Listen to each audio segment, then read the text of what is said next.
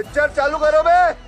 अयोध्या में इनकी सरकार ने, उत्तर प्रदेश सरकार ने, योगी जी की सरकार ने मंदिर के नाम पर बड़े बड़े आर्थिक घोटाले किए हैं, जमीनों में बेईमानी की है, गरीब लोगों को उजाड़ा है। दिखता घोटाले दिखते हैं। अब आप सवाल पूछ रहे हो, सवाल यही है मेरा। सवाल आपको अयोध्या में राम मंदिर नहीं दिखता, 500 साल बाद राम मंदिर बन गया, आपको घोटाला दिख रहा है।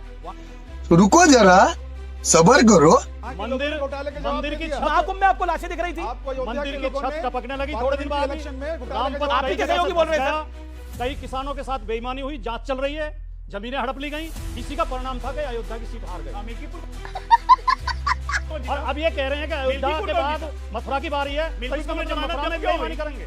मिल्कीपुर कौन जीता? ये बेईमानी से बेईमानी। अयोध्या हो गया, काम खत्म। नहीं मतलब आपकी सरकार की प्रायोरिटी क्या है? अयोध्या, काशी, मथुरा। विकास भी, विरासत भी, धर्म भी, संरक्षण भी, भारत का गौरवमयी अतीत भी और भारत की लंबी छलांग भी। ये हमारे सरकार का मकसद है, यही मोदी जी का मकसद है। मैं कब हो गया ये? कब हुआ कब? जिसको जो देना हो ले, लेकिन नौजवानों को भी तो दे नौकरी। ये पोप से पूछते स्टेटमेंट देखिए, मिर्ची लगी नहीं। अच्छा बात ये पोप से पूछते नहीं, नौजवानों की जहाँ बात है। अरे हरे कृष्ण बोलने में क्या दिक्कत है? जहाँ देखिए भाई, हरे कृष्ण बोलने में क्या दिक्कत है? ओके, उनकी बारी है। हम तो सिर्फ नौजवानों को नौकरी देने के बाद पीड़ा इनको शुरू हो गई। महाकुंभ में अगर इतने लोग आए तो नौजवानों को भी नौकरी मिली ना। आप भी डिस्टर्बिंग एलिमेंट बन रही है। अरे मैं गजब बेइज्जती है। तो आपसे सवाल पूछ रहा हूं। सुनिए, आपने पूछा तो सुन लीजिए। बीजेपी तो यही चाहती है कि नौजवान को नौकरी मिले, ना किसान को कोई मदद मिले, ना महिलाओं को कोई लाभ मिले, क्या उन्हें कोई रोजगार और सुरक्षा मिले। तो और ये मोदी की गारंटी है। इनकी बात कौन करेगा? 10 साल से रोजगार चिल्ला रहे हैं, लेकिन आपको फायदा तो पॉलिटिकल हो नहीं रहा ना। इसका मतलब पब्लिक के साथ कनेक्ट नहीं हो रहा ना। आप बताइए ना, अगर होता तो आप हरियाणा में हारते और महाराष्ट्र में इतना बुरा हाल होता, दिल्ली में शून्य आता। पूछ लिया आपने जी। चड्ढा समझाओ इसे।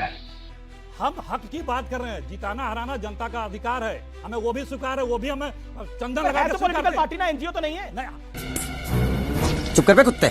हम अपनी बात रख रहे हैं। हम पॉलिटिकल पार्टी है। मेरा सवाल एनडीए से है। अगर एनडीए इस बार जीती तो सरकार पटना से चलेगी या दिल्ली से चलेगी? इसकी गारंटी मैं नहीं दे सकता। ये बहुत बढ़िया सवाल है भाई। एनडीए जीती तो सरकार दिल्ली से या पटना से? ये पकड़ लिया आपको। अब बताइए। तुमने बहुत अच्छा सवाल पूछा। अब तक आपने क्या देखा? सरकार कहां से चल रही है? सरकार पटना से चलती है। नीतीश कुमार, अरे जीती तो पूछ रहे, अब तक की नहीं, आगे की पूछ रहे। आगे भी नीतीश कुमार इस देश के बहुत वरिष्ठतम नेताओं में से एक हैं। उनका एक अनुभव है, उनकी इज्जत सबको ही करते हैं। आपने सुना कि प्रधानमंत्री नरेंद्र मोदी ने उनकी तारीफ में कई बार कई तरह की बात कही है। कोई शर्म नहीं है उनको। और सरकार हमेशा पटना से चली है। ये तो सरकार की बात करी, दिल्ली से या पटना से? पटना और दिल्ली के बीच में कोई दूरी नहीं। पटना दिल्ली एक ही, और पटना से ही सरकार चलते आई है, पटना से ही सरकार चलेगी। राज्य की सरकार है भाई। और हम मालूम है तेरे बाप को मत सिखा। मोदी जी के निर्देश, मोदी जी के संरक्षण में चलेगी। नेतृत्व मोदी जी के पास। एनडीए का दिक्कत क्या? डबल इंजन की सरकार है, दौड़ेगी चलेगी। देखो बच्ची, एक चीज समझो, हमारे यहाँ वो जो 10 जनपद वाली सरकार थी, जो सोनिया जी डोरी से चलाती थी मनमोहन जी को, वो वाली सरकार हम लोग। अखिलेश जी जवाब डोरी वाली सरकार आप चलवाते थे, रिमोट कंट्रोल सरकार 10 सालों में हम लोगों ने चला के इस देश को जितना आगे बढ़ाया है। आपको नहीं, ये क्या कामसूत्र चल रहा है? आपके तरफ से कर्जा, आपके तरफ से बोले दीजिए। आपके तरफ से कर्जा लेकर के देश के मित्रों बात कर लीजिए, इन्हीं से बात कर लीजिए। बोलिए आपके आवाज आती। मित्रों को कर्जा लेकर के मित्रों का कर्जा नहीं माफ किया। इस देश को हम लोगों ने बुलंदियों पे पहुंचाया। 21वीं सदी के हिंदुस्तान को दुनिया से कैसे दुनिया को लीड करना है। आज दुनिया के सैकड़ों बड़ी कंपनियों को इंडियंस लीड कर रहे हैं। कांग्रेस की बनाई व्यवस्थाओं के, कांग्रेस की बनाई अवसर दिया कांग्रेस ने। बात तो सही है।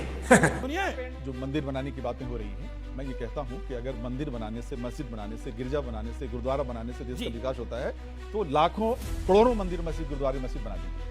लेकिन सच्चाई ये है कि भूखे भजन न होत गोपाला, ले अपनी कंठी। बहुत सुंदर बात। आपकी बहुत बहुत शुक्रिया आप तमाम लोगों का।